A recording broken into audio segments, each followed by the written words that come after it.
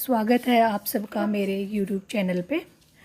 आज हम कंपटीशन से संबंधित राजनीति शास्त्र के कुछ क्वेश्चन करेंगे। तो इसमें सबसे पहला जो प्रश्न है वो है, चीन में मुक्त द्वार की नीति कब शुरू हुई? इसका उत्तर है सन 1978 में। दूसरा प्रश्न है, मुक्त द्वार नीति आरंभ करने का श्रेय किसे जाता है? इसका आंसर है, मुक्त द्वार नीति आरंभ करने का श्रेय देंग शियाओपिंग को जाता है। तीसरा प्रश्न है, मार्शल योजना क्या है? उत्तर है, अमेरिका ने यूरोप की अर्थव्यवस्था के पुनर्गठन के लिए जो मदद की उसे मार्शल योजना के नाम से जाना जाता है। चौथा प्रश्न है, मार्शल योजना के तहत किसकी स्थापना की गई? उत्तर है, मार्शल योजना के अंतर्गत 1948 में यूरोपीय आर्थिक सहयोग संगठन की स्थापना की गई। अगला प्रश्न है, यूरोपीय परिषद का गठन कब हुआ? आंसर है, यूरोपीय परिषद का गठन सन 1949 में हुआ। छठा प्रश्न है, यूरोपीय इकोनॉमिक्स कम्युनिटी की स्थापना कब हुई? आंसर है, सन 1957 में। अगला प्रश्न है, यूरोपीय संघ की स्थापना कब हुई? आंसर है, यूरोपीय संघ की स्थापना 1992 में हुई। अगला प्रश्न, यूरोपीय संघ आर्थिक सहयोग वाली व्यवस्था से बदलकर किसका रूप लेता गया?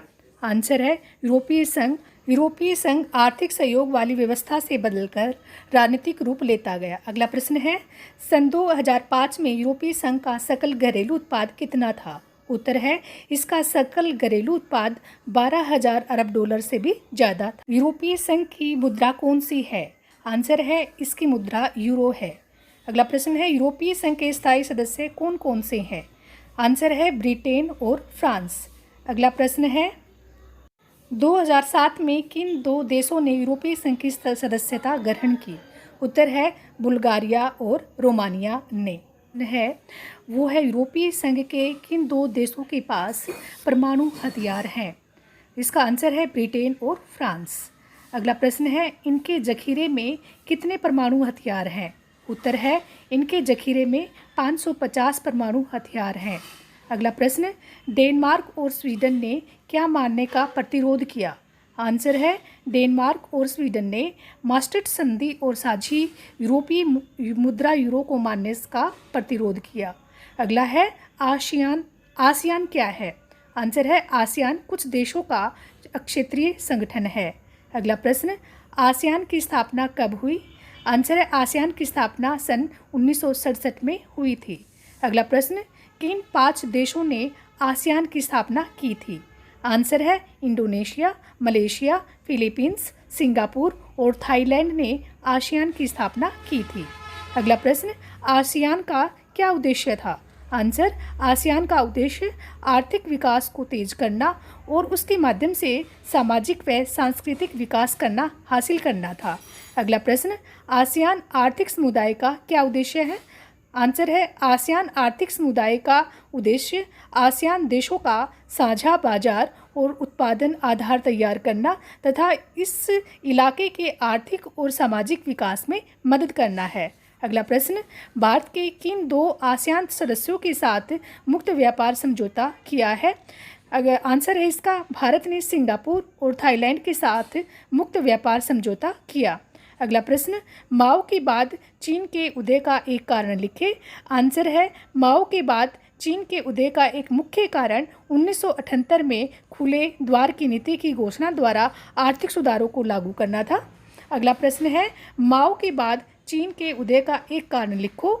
आंसर है, माओ के बाद चीन का उदय का मुख्य कारण 1978 में खुले द्वार की नीति की घोषणा द्वारा आर्थिक सुधारों को लागू करना।